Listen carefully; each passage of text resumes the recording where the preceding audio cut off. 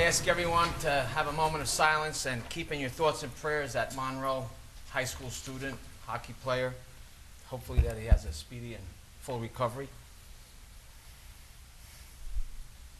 Salute to the flag, Dennis. Pledge allegiance to the flag of the United States of America and to the republic for which it stands, one nation, under God, indivisible, with liberty and justice for all. The notice of this meeting pursuant to the Open Public Meetings Act, NJSA 10:4-10, has been complied with and shall be entered into the minutes of this meeting. Roll call. Freeholder Armwood. Here.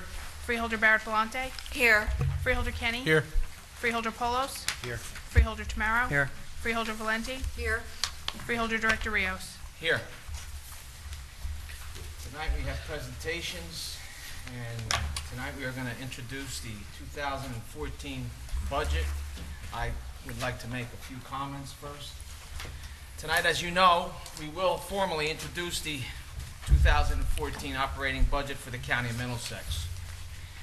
But before I ask Freeholder Charlie Kenny and our Finance Department Head and CFO Joe Pruitti to go over the details of the 2014 spending proposal, I would like to offer some perspective on how we got here. It's really no secret.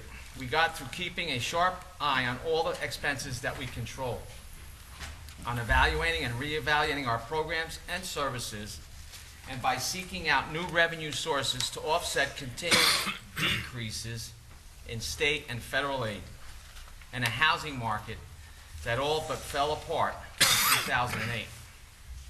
In fact, since I have been on this board, this county's budget has grown by less than 2% each year.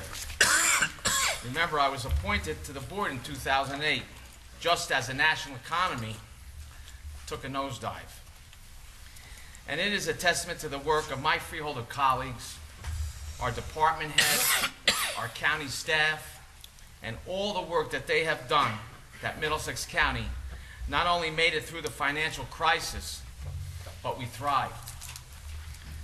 We saw the warning signs early and completely changed the way we do business by consolidating offices and departments, realigning workflows, introducing technology to automate labor-intensive processes, and freezing hiring and non-essential purchases. What has resulted is a leaner county government that continues to innovate to serve our public to the best of our ability at prices that they can afford. My Freeholder colleagues will continue our strict financial analysis to ensure that our residents receive the best programs and services at the lowest possible cost. We will continue to seek out sustainable revenue sources. We will continue to work with our partners in the municipalities, other counties, at the state level, and with the private sector to share services and work more efficiently. I thank the Chair of the Finance Department, Freeholder Charlie Kenny, County Administrator John Polomina, CFO Joe Pruitti, our department heads, our staff, everyone that's employed by Middlesex County, that they work closely with this Board of Freeholders for bringing this sound 2014 budget for introduction. At this time, I'd like to ask our Chair of the Finance Committee, Freeholder Charlie Kenny, to make some comments. Thank you, Director. As most of the people in this room know, I'm new to the Finance Committee. So while I'd like to say that this sound budget and great budget is, you know, the product of my hard work and the hard work of Joe, it's not the case. We have basically, I want to thank Deputy Director Carol Barrett Belante for her work, because most of this was put in place while she was the head of the Finance Committee. So I want to thank her, and I also want to thank the Freeholder Director for his help, as over this short bit of time I've worked to try and come up to speed on the budget and the finances, and also John Polomina and Joe Pruitti for their help in educating me on exactly how the county budget goes. So I appreciate that very much. And also to all the department heads and the directors that are out there. As you said, Freeholder Director, this is not a budget that's put together in December for introduction in January. It's a continuing, evolving process. It goes throughout the year, and if it weren't for the decisions that they make throughout the year, we would not be in the position that we are, because they, as they move along, look to see ways, as you said, that we can reduce cost and find something to operate more efficiently in a more timely manner. So I just want to thank them and the department heads and the freeholders themselves, because each one heads a committee and they're part of the process too. So there's three components to our budget: the overall budget, a debt statement, and the surplus, as everybody knows. I just want to touch on a couple items here from this budget. The budget is going to be under the state allowable cap by about $783,000. It's illustrating our county's commitment to helping keep our expenses in check. A couple other items that I'd like to touch on. Our current level of staffing will be in place through 2014. This is a county that controls its spending, as I said, and keeps its financial house in order, not just at budget time, but throughout the year. We offer the second lowest per capita cost of county government in the state, and the overall gross operating budget presents a less than 2% increase over our 2013 budget. One of the areas that we're going to be investing in this year with this budget is GIS technology. We're going to be spending about we're going to be operating with the GIS technology to find efficiencies, consolidate rental properties, which could translate into a savings of $600,000 in 2014. Just to give everybody an idea what the GIS does, it'll map our locations of buildings, culverts, bridges, and then also what's in our buildings, AC units, heating systems, water that runs through the building, piping, and stuff like that. And through that process, we'll be able to interpret, analyze, and understand the data to reveal relationships and patterns and trends that are happening. So let's say we've purchased 5 AC units for 5 different buildings, and we notice that 2 of them have the same part go at the same time. Through this GIS process, we'll be able to say, you know what, probably going to have those other 3 go. We need to move ahead and fix them now as opposed to waiting. So that'll help us with cost. The GIS benefits in cost savings, increased efficiency, decision making, and record keeping, and that goes to basically what I was saying before. For a second year in a row, we are seeing county clerk's revenue stabilize as the housing market continues to strengthen, but we know that that could go either way. We don't rely with our budget on that. We operate what we have, but we're glad to see that people are buying in Middlesex County, they're investing in Middlesex County. We're able to absorb the continual cuts to state and federal aid to some of our most vital programs, education and health care. One of the programs, and if I'm wrong, Mr. Polomita, please correct me. We hold a person for up to 15 days, and I believe the state about 10 years ago changed the process. We used to get reimbursed as soon as we held the person. Now it's a case of we hold them for 15 days, the county absorbs the cost. What happens is the state has, over the years, and we see the trend going on, made sure that it never gets over that 15 days when it comes to their, or very seldom gets over to that 15 days when it comes to them picking up the cost. So the county is absorbing that cost as we move along, and that's one of the programs. We're also down about, when it comes to state grants, we've seen a reduction in state grants equaling about 60% of what we used to see, and about a 30% decline in federal grants that are out there. So we're making up that money. We're working hard to keep those programs in place. Along with the budget, you received a debt policy and a fund balance policy. That's going to be coming up next month. I encourage all of our freeholder members to read it. Any questions, please make sure that you either see me, John, Joe, yourself for questions. But this is something that we feel will help keep our fiscal house in order, not just today, but down the road, as we're able to set up these trends with having cash reserves, a surplus, maintaining a healthy surplus, and also having a debt policy that sees us continue on so there's no spikes in our debt as we move forward. The board of chosen freeholders and our county staff, especially Joe Prudy, as I said before, head of our finance department, and his staff should be commended for their work. We have worked together to introduce a budget that puts our residents and taxpayers first.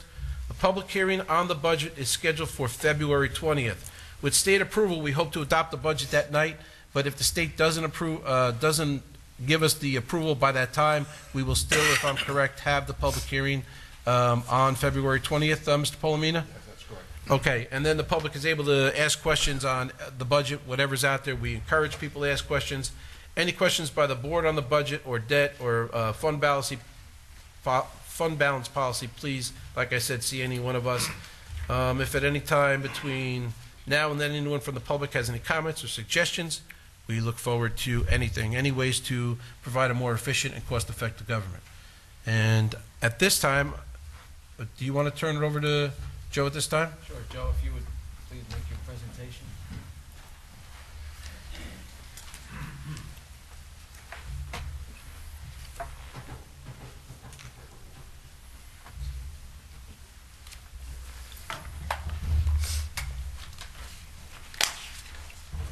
Freeholders, how are you? What you have in front of you is the details of the budget that we're introducing tonight. And I'll be summarizing it for you on the chart. We put together some charts.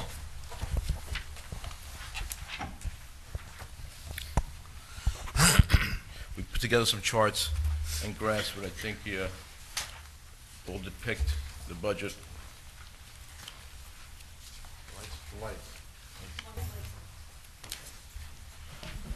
Which will, I think, will help explain the budget in a better manner.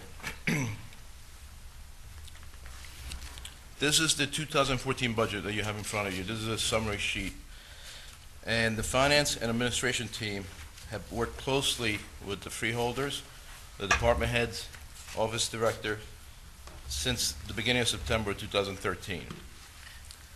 We conducted budget reviews with department heads and then later had administrative sessions, review sessions. The budget as introduced reflects a $2.454 million increase year over year. It reflects stable revenues, and all the details of the revenues and expenses are in your packet. Salary and wages increased by $1.9 million or 1.896. And that is in line with the state mandated cap of 2%. All salaries are projected through 2016, and these include all unions that have settled as of 2014.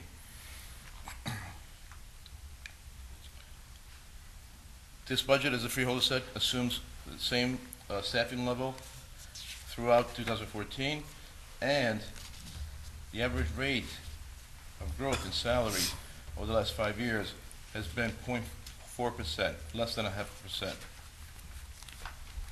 What you see here is a result of what began in 2009, as Freeholder Rios explained. A downturn in the economy moved the county towards reconstruction and restructuring. And we were able to reduce the workforce by attrition. This is reflected especially in 2010 and 2011, when we had negative rate of increases in our salaries. Operating expenses are up by $558,000. We were able to control these costs by having savings in the budget. We're projecting over $800,000 in utility savings. That's mainly due to the power, to the solar farm that we have down in North Brunswick. By the time it's fully implemented, it began last year in January 2013. By the time it's fully implemented, we should achieve about $1 million in savings a year in utilities. We also are on the third year of a 5-year plan to consolidate rental properties. Once we're done, we're projected to save $600,000 annually. There were some upward pressures in the budget, and we had to manage costs. And this slide is a good indication how we did that with health benefits. Due to the fact that we're self-insured, we were able to maintain the rate of growth at a lower level than the state or the private industry. The blue line there represents the county. As you can see, we're growing between 4 and 6% over the last 4 years when it comes to healthcare costs, where the state, the red line, and the private industry, the green line, have an average between 6 and 10% over the same period. As the freeholder mentioned, we have investment in GIS technology to further realize efficiencies. We had to deal and compensate for the reduction in state and funding. It seems to be a trend lately, especially in this area when it comes to mental health services. The state has been reducing their funding every year. It's been a pattern, and shifting the cost to local governments. One of the biggest components of the budget is debt service. And this graph here with the blue line represents the debt service year over year. As you can see, in the last 3 years, we've managed to level it out. It's about $67 million, and that's the level that we feel safe at. From 2005, as you can see, there was a steep increase in debt service, and that was mainly due to all the infrastructure investments that the freeholders in the county has made. This building, the 2 courthouses, the Roosevelt Care Center. So now we're seeing a leveling off of debt service, which is a big component of our overall budget. Therefore, the gross operating budget, as I mentioned, is up by $2,454,000.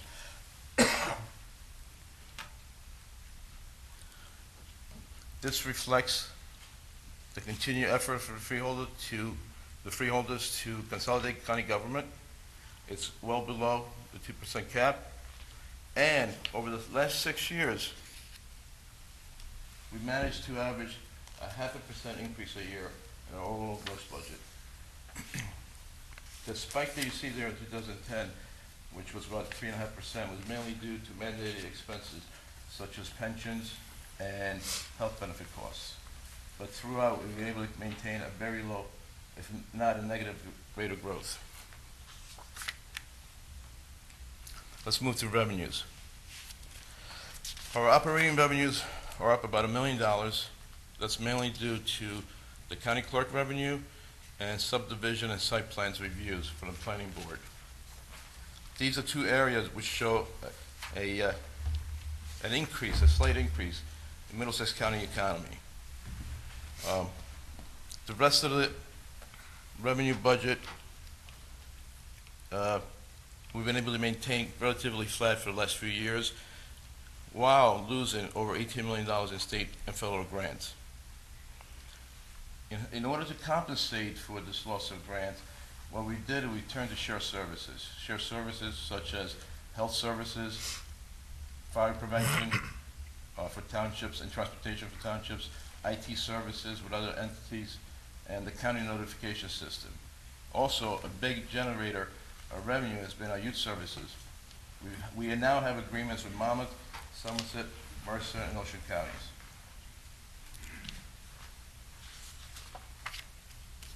But losing $18 million in grants is not just the end of the story. Since 2008, we lost over $42 million in revenue. That's a huge chunk of our revenue. It's more than 40%. And the way we managed to compensate for this loss of revenue was by controlling expenses throughout. We moved to our surplus. Our philosophy for surplus and the surplus fund balance is quite simple. We have stopped relying on surplus to close budget gaps. As you can see, we began the year in 2013 with a fund balance of $21 million. We were able to grow it to over $27 million. And this is the 3rd year in a row that we haven't used surplus to close our budget gaps. Our goal over the next 3 years, 2 to 5 years, is to increase the fund over $40 million, which is roughly 10% of last year's operating expenses. That's the level the rating agencies would like to have us at, and they feel comfortable with. And also, it'll help retain us at AAA rating that we've maintained for a long time. This chart is very indicative of what's been happening. The blue line represents the surplus used in the budget. As you can see, it's been steadily declining, and to a point where we haven't used any in our budget in the last 3 years. And the red line represents the fund balance, which has been increasing proportionally. Once again, our goal is to reach the $40 million mark. I think we should get there within 3 to 4 years. That is the operating budget and surplus. I will now move towards the capital budget, and in your packet, you also have the details by department, by office within department for the whole county. Our capital budget is roughly $47 million. It's been at that level, once again, for 3 to 4 years. And this chart shows you the allocation of cost, and it demonstrates how we funnel our capital funds. Obviously, the green part is the infrastructure, which is the largest part. We're continuing to invest in capital projects for roads, bridges, signals, parks, all in order to maintain a high quality of life for taxpayer and businesses in county. Our public safety budget is mainly representative of a new 800 megahertz system that we're heavily invested in. On the business development and education, that's funding mostly for the college and the tech. We want to maintain a world-class educational system here in the county. We also fund community service. We're in the midst of a 10-year plan to end homelessness, and that represents some of the funding. We also have administration. The bulk of that investment is IT technology, communications, and innovations and technology. The last part of the budget I'd like to go through is the debt service and the surplus fund policy. You have a draft in your package, and we're recommending then with the budget adoption, we also adopt those policies. Now, we'll be the first county in the state to have such policies, and it's strongly suggested or recommended by a rating agency to do so in order to maintain a AAA rating. And all it is just memorializes the current strategy that we've been on for the last few years and the direction we've been on for the last few years. The debt service policy formalizes the use of short and long-term debt in order to maintain a level debt service and maximizing the capital of dollars for our taxpayers. Now, the debt policy should be renewed every 3 years or is needed by the freeholders. It can be revisited every 3 years or as the freeholder board decides to. The surplus fund balancing, quite simply, once again, is we would like to reach that goal of 10% of the gross operating budget. Right now, we're about 7%. And this not only serves to increase the surplus and our fiscal rating, but also it's a safety net. It's a rainy day fund, should we need it in the future. And that is the 2014 budget. Freeholders have any questions for Joe? Just a quick question for Tom. I think the policies are great, but are we allowed to adopt a 3-year policy, or do we need an annual sunset provision? Reauthorize it every year when we do our annual reauthorization? I believe the policy could be done multi-year. This is the policy, establishing the policy. Anyone else? Thank you, Joe. Okay. Resolution 1449R. Margaret? Authorize increase in the 2014 tax levy cap limits and establishment of a cap bank, NJSA 40A:4-45.14, to be increased by 3% in the amount of $6,659,929, Authorized public hearing to be held on February 20th, 2014 at 7 p.m. in the Freeholders meeting room. At this time, I'd like to open up the meeting to the public. Anyone has a comment on Resolution 1449? Motion to close the public portion? Second. Motion by Freeholder Tamaro, second by Freeholder Valente to close. All in favor? Aye. Opposed? Motion carries. Okay, at this time, is there a motion to adopt Resolution 1449? So moved. Second? Motion by Freeholder Valente, seconded by Freeholder Tamaro. Roll call. Freeholder Armwood, Yes.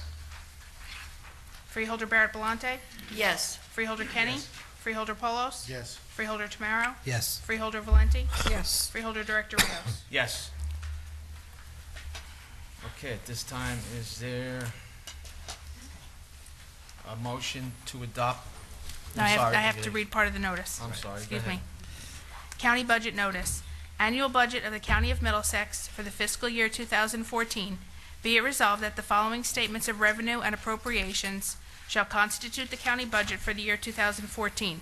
Be it further resolved that a summary of said budget be published in the Home News Tribune in the issue of February 7th, 2014. The Board of Chosen Freeholders of the County of Middlesex does hereby approve the following as the budget for the year 2014. Summary of approved budget. Total of general appropriations, year 2014, $421,530,000. Year 2013, $410,961,000. Less anticipated revenues for year 2014, $73,175,000. Year 2013, $74,276,000. Amount to be raised by taxation, county purpose tax, $348,355,000 for the year 2014, and for the year 2013, $336,685,000. Thank you. Now, is there a motion? Motion. Second the motion? Motion to adopt to introduce by Freeholder Valente, seconded by Freeholder Tamaro. Roll call. Freeholder Armwood, Yes. Freeholder Barrett Belante, Yes. Freeholder Kenny, Freeholder Polos, Yes. Freeholder Tamaro, Yes. Freeholder Valenti, Yes. Freeholder Director Rios. Yes. Correspondence? Excuse me, there's one other part. Oh, Notice is hereby given that the budget and tax resolution was approved by the Board of Chosen Freeholders of the County of Middlesex on January 16, 2014. A hearing on the budget and tax resolution will be held at the County Administration Building, New Brunswick, New Jersey, on February 20th, 2014 at 7 p.m., at which time and place objections to said budget and tax resolution for the year 2014 may be presented by taxpayers or other interested persons. okay. Correspondence. Each freeholder has been provided with a list of correspondence received by the clerk's office since our last meeting. This correspondence will be kept on file in the office of the clerk of the board for reference. Is there a motion to accept the correspondence? So moved. Second? Motion to accept by Freeholder Valente, seconded by Freeholder Tamaro. All in favor? Aye. Opposed? Aye. Motion carries. Minutes. We have the minutes of the Freeholder meeting, reorganization meeting of January 5th, 2014 at 3 p.m. Motion to adopt. So moved. Second? Motion by Freeholder Valente, seconded by Freeholder Tamaro. Roll call. Freeholder Armwood, Yes. Freeholder Barrett Belante, Yes. Freeholder Kenny, Freeholder Polos, Yes. Freeholder Tamaro, Yes. Freeholder Valenti, Yes. Freeholder Director Rios. Yes. Reports of freeholders. Freeholder Ken Armour. Thank you, Freeholder Director. Crystal Skillman, playwright, has been chosen for MCVTS Business Partner of the Year Award. She's a playwright and her business is theater. Her award-winning plays, which include Birthday, Cut, and Nobody, have been produced in New York, London, Chicago, and Boston. Crystal undertook a year-long playwriting residency in the School of the Arts at East Brunswick Votech in 2012, and she has been showing MCVTS students the way to get into the business of the arts. Skillman was honored by the MCVTS Board of Education at its January 8th meeting for her continuing involvement with students in the theater program. The Business Partner of the Year Award is sponsored by the New Jersey Council of County Vocational Technical Schools. The Middlesex County Vocational and Technical School District, the first county vocational school district in the nation, has 7 schools on 5 campuses in East Brunswick, Edison, Piscataway, Perth Amboy, and Woodbridge. The district is marking its centennial this year. And since we've just recently switched departments, I haven't had a chance to publicly thank Jerry McKenzie, the department head for the Department of Community Services. As I'm no longer the freeholder over that department, I did want to publicly thank Jerry McKenzie. I've been in public service for 20 years, and it has been rare that I've seen someone with such competency and compassion. And I just want to thank Jerry for all her hard work and for all of the employees who work for her. And I've heard the same about Ms. Shaw from Freeholder Tamara, and I look forward to working with you. Thank you, Freeholder Director. Thank you, Freeholder Armwood. Freeholder Carol Barrett-Belonte. No report this evening, Director. Freeholder Charlie Kenny. Only thing I'd like to say is I was able to attend the GED graduation ceremony on Tuesday at Middlesex County College. I want to commend past freeholder Jane Brady and the Middlesex County Office of Workforce Development. It was a very nice ceremony. It was great to see the kids not letting obstacles get in their way, overcoming them, and keep moving forward, and I hope that they do that throughout their life. That's all I have. Thank you, Freeholder Kenny. Freeholder H. James Paulos. Just one item that affected us in Highland Park. In one of my capacities, I serve as Emergency Management Coordinator in the Borough of Highland Park as the volunteer coordinator there. And this past weekend, we in Highland Park, as well as many residents in Edison and perhaps up into Union County, experienced a power outage for a prolonged period of time. It began on Saturday and went into Sunday. It was about 24 hours or more without power. There was a substation accident that occurred somewhere in Edison, a fire, and as a result of that, they had to bring in temporary equipment, and we initially thought it was going to be back on by 6 o'clock at night. Well, it didn't turn out that way, and we didn't get power, many of us, until 4, 5, or 6 o'clock on Sunday. As coordinator, we obviously assembled our local forces, and as any good community, we can only go so far. We had to reach out to the county. So the purpose of my comments tonight are, number one, to thank emergency management, fire marshal, our public safety staff for their prompt response to the needs of our community, and I know they also helped in Edison and other communities as well, providing generators, temporary lighting. We had to place temporary lights along Route 27. You can imagine all of Route 27 with no street lights, no stop lights. It was a very dangerous situation. So our volunteers and paid staff did a yeoman's job helping our small community in a very tough time. But on a larger note, PSE&G is our utility company. You know, they're kind of an odd duck insofar as they're a utility, they're a monopoly, and they're a private company. Those of us who have experienced power outages for a prolonged period of time, I think, get a little frustrated. It frustrates me when I read glossy periodicals, annual reports, large newspaper articles touting the fact that PSE&G is expending millions of dollars, if not billions of dollars, in green technology, solar farms. They overspent by putting these solar panels on every telephone pole throughout the state of New Jersey just to give themselves more visibility and prominence. And those dollars are not coming from their pocket. They're coming from our pocket because we're the taxpayers that fund them. The revenues and the receipts and the profits that they're able to enable themselves to have to invest in these programs come from us. They go to the Board of Public Utilities and ask the Board of Public Utilities for approval to implement these wonderful programs. Who's on the Board of Public Utilities? All the green technology and sustainable engineers who benefit from the fact that PSE&G is going to be spending the billions of dollars that they're asking for approval for. Yet, the utility company refuses and therefore is diverting those funds from more important things, which are investment in the infrastructure that keeps us safe.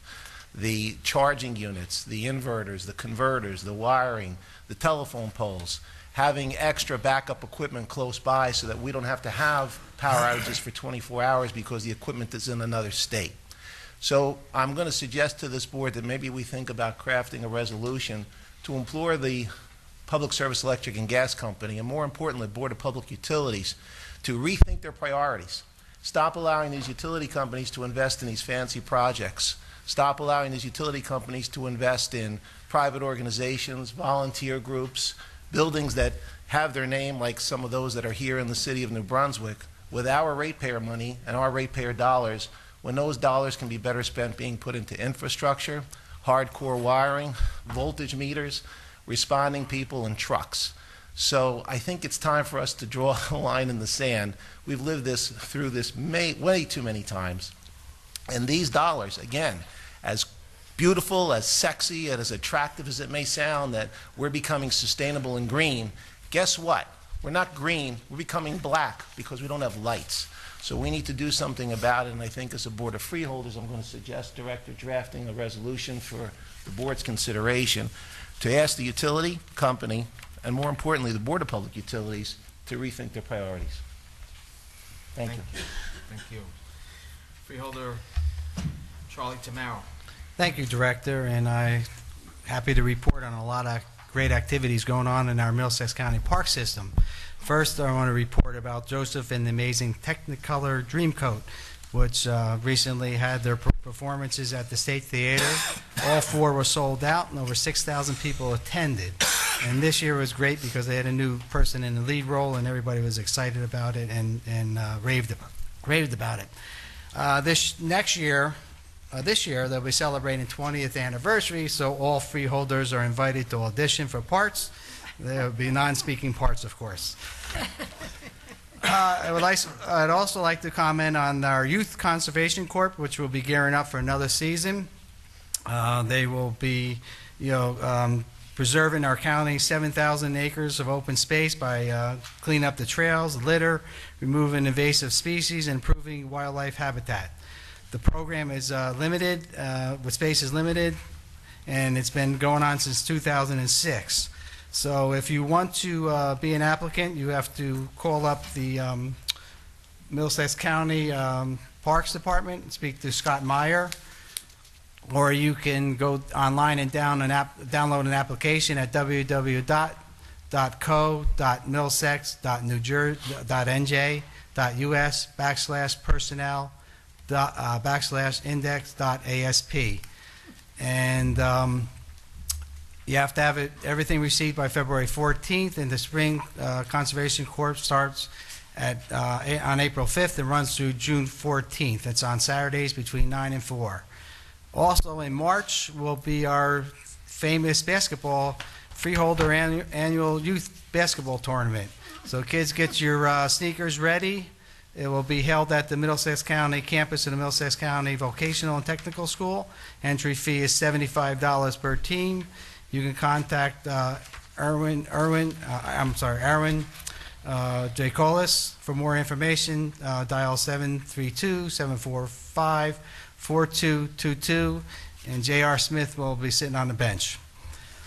I am sure you all remember the inclement weather which forced us to reschedule this year's reorganization meeting on January 3rd to January 5th.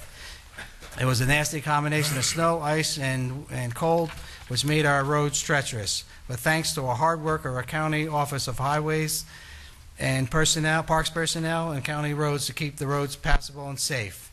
The county deployed 84 trucks and spread over 3,000 tons of salt, and the storm was pretty bad. I want to commend our crews from the highways and parks for their dedication for long hours of work. And if anybody's ever plowed, they can understand what our workers go through. It's not an easy job, so I want to commend them for doing such a great job. That's it, Director. Thank you, Freeholder Tamara. Freeholder Blanquita Valenti. Thank you, Freeholder Director. Freeholder Tamara, I haven't worn my sneakers in a long time, so I don't think I'm going to be involved in that game. Anyway, that's a good idea. This week, I was invited by the Department of Community Services to attend the Senior Center's Director's Luncheon. We do this for them every year, and let's not forget, they deal with a very, very incredible, vulnerable population, and they do a wonderful job. So I was happy to be there and commend them. From the Department of Community Services, I have a short report. Our office, in collaboration with Coming Home of Middlesex County and other nonprofit agencies, is planning the annual point-in-time survey and project Homeless Connect to be held on Wednesday, January 29th. This is conducted each year in communities across the country to get a count of people, both sheltered and unsheltered, who are experiencing homelessness and to try to understand the particular causes of their homelessness. Two approaches will be used to collect surveys. Bilingual paper forms will be distributed to designated homeless provider agencies, and bilingual street outreach teams will be sent to specific locations throughout the county. One of those locations is under the bridge, the Morris Goodcount Bridge, where there are always homeless people. At the same time, the point-in-time survey is being conducted. 3 locations in the county will be open for homeless individuals to go to receive a hot cup of coffee and a snack, fill out surveys, be linked to community services such as housing and food stamps, and to receive incentives such as free blankets and gloves. These 3 sites are Elijah's Promise Soup Kitchen in New Brunswick on Nelson Street, the Salvation Army in Perth Amboy, and the Woodbridge Housing Authority. Anyone interested in volunteering at one of the Project Homeless Connect sites or as part of a street outreach team can contact 732-745-4186 for additional information. I know that in the last few years I've been involved in attending these places and actually seeing what's going on, and it's really incredible. On the other hand, the county's Orlowski Center for Mental Health Services recently added 4 new groups to its program schedule. The new groups include 1 for latency-age girls, 1 for building bonds, 1 for substance abuse recovery, and 1 for wellness recovery action planning. With these new additions, a total of 18 groups are now being offered at the Orlowski Center. Groups are offered in both Spanish and English for various age groups. Additional information on the groups can be obtained by calling the center at 732-442-1666. And that's the end of my report. Thank you, Freeholder Valente. I just have some comments that I'd like to make. And in reference to us introducing the budget tonight, this is a job of a lot of people, teamwork. And I take it personal when I hear certain politicians in Trenton they think it's fashionable to make our government employees look bad. And I think we have great public employees that work for the county of Middlesex. And I'm proud to say that they feel the pain, they work for us, they implement the policies, and they face the challenges that we all have with this budget and past budgets. So I want to thank them, every employee that's been involved in this process and that works for us, because it's not easy, but they work with us together.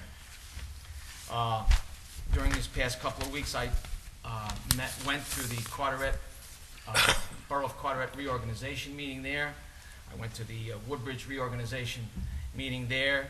We have 2 new council people in Woodbridge, and they, along with their councils, are energetic and looking forward to a great year working together. I also attended the Middlesex County Regional Chamber of Commerce meeting where they had their growing business awards, and there were 5 different businesses throughout the county that they gave awards to for their businesses flourishing and increasing revenues for their business. And it's a great thing for the county as well, because it employs people and it puts dollars and cents back into the county. So I want to congratulate them on their awards. And that concludes my report. Okay, resolutions to be added. Yes, Freeholder Director, we have 1 resolution to be added, and that is to approve and authorize the restatement of the Middlesex County Office of Workforce Development pension for purposes of submission and approval by the Internal Revenue Service as required by regulations. We would need a roll call. Need a motion to add that. Motion. Second. Motion by Freeholder Valente, seconded by Freeholder Tamaro. All in favor? Or we need a roll call? Roll call. Okay, roll call, please. Freeholder Armwood? Yes. Freeholder Barrett Bellante? Yes. Freeholder Kenny? Yes. Freeholder Polos? Yes. Freeholder Tamaro? Yes. Freeholder Valenti? Yes. Freeholder Director Rios? Yes. Now to be Resolution 14-137. Okay, any resolutions to be amended? There are none. Resolutions to be held? Yes, Freeholder Director, in addition to the series of resolutions which were voted to be held on Monday evening, we have one further resolution to be held, and that is Resolution 14-97, and that is approval of American Dream Down Payment Assistance Loan in the amount of $5,000 to be forgiven if the property remains a primary residence for 6 years for purchase of 51 Morgan Way, Monroe, New Jersey, 08831, and that's from Home Investment Partnership Program funds. Okay, do we need a motion? Yeah, we did say. Motion, is there a motion? Motion. Is there a second? Second. Motion by Freeholder Valente, seconded by Freeholder Tamaro. Roll call? Freeholder Armwood? Yes. Freeholder Barrett Valenti? Yes. Freeholder Kenny? Yes. Freeholder Polos? Yes. Freeholder Tamaro? Yes. Freeholder Valenti? Yes. Freeholder Director Rios? Yes. Okay, any resolutions to be voided? There are none. Okay, at this time, I would like to open up the meeting to the public for any discussion on any of the resolutions listed. Anyone from the public? A motion to close the public portion? Second. Motion by Freeholder Tamaro, seconded by Freeholder Valente. All in favor? Aye. Opposed? Motion carries. Okay, does any freeholder have any items to be removed from the consent agenda and voted separately? I do. I have one, Resolution 14-110. Anyone else? Freeholder Director, I also have 14-110. Okay. Okay, Mr. Kelso. Yes, Freeholder Director, a motion would then be in order to adopt the consent agenda consisting of resolution numbers 14-46 through 14-137, excluding resolution 14-49, which was previously voted upon, and resolutions 1497 and 14-111 through 14-126, which are being held, and resolution 14-110 to be voted upon separately. Is there a motion? Motion. Second. Motion by Freeholder Valente, seconded by Freeholder Tamaro. Roll call? Freeholder Armwood? Yes. Freeholder Barrett Valenti? Yes. Freeholder Kenny? Yes. Freeholder Polos? Yes. Freeholder Tamaro? Yes. Freeholder Valenti? Yes. Freeholder Director Rios? Yes. Now, Freeholder Director, it would be appropriate to consider Resolution 14-110, which was excluded by both Freeholder Tamaro and Freeholder Armwood. Is there a motion? moved. Freeholder Valenti? I didn't hold it. It was me. It was Makita. Oh, it was Makita. Blanquita. 110. Yeah, I motion to adopt. Motion by Freeholder Tamaro, seconded Second. by Deputy Director Sorry about that. Valente. Roll call? Freeholder Armwood? Present, not voting. Freeholder Barrett Valenti? Yes. Freeholder Kenny? Yes. Freeholder Polos? Yes. Freeholder Tamaro? Yes. Freeholder Valenti? Present not voting. Freeholder Director Rios? Yes. Okay, at this time, I would like to open up the meeting to the public on any discussion. Anyone from the public? Yes, sir. State your name and address, please. Good evening. I'm Charles Cradaville from New Brunswick. I want to introduce myself to the newest freeholder. Pleased to meet you. It's, Nice to meet you. I'll remember your name. right. We have the same name, yeah, so that's great. Hey, Charlie's in this room. Right. I just wanted to ask about one topic tonight. I was hoping each of the freeholders could just answer a couple questions for me. I wanted to know, we have a diverse group of freeholders, each from a different town. Does your hometown broadcast these meetings on television? I'd like to hear from each of the freeholders if possible. It's put on the one different, the Cablevision or Comcast, from what I understand, put them on their channels. And for instance, in my town of Carteret, it comes on the, I think, the Perth Amboy or the Woodbridge channel. So it's not necessarily on, but it's available to me in my town. Great. And could I hear from the other freeholders, please? It's in Edison. They're televised. Highland Park is episodic at best. Wait, I'm sorry, what does that mean? I mean, sometimes Every it's once in televised, a while, sometimes you it's may not. see it. Correct.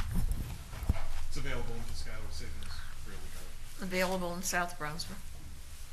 I have no idea if it's available in New Brunswick. I've never seen it.